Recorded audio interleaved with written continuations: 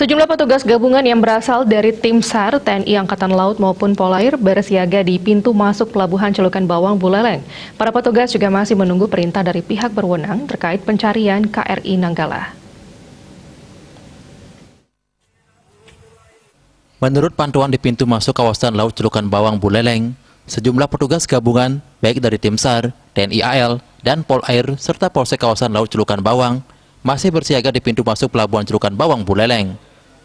Mereka masih bersiaga sembari menunggu perintah dari pihak yang berwenang untuk melakukan pencarian KRI Nanggala 402 milik TNI AL yang hilang kontak sekitar 60 mil di sekitar perairan utara Pulau Bali. Diduga kapal buatan Jerman tersebut hilang kontak di Palung Denan kedalaman 700 meter. Sebelumnya KRI Nanggala 402 direncanakan akan mengikuti skenario penembakan rudal yang direncanakan pada keesokan harinya di kawasan Laut Bali bagian utara. Komang Yuda, Bali TV.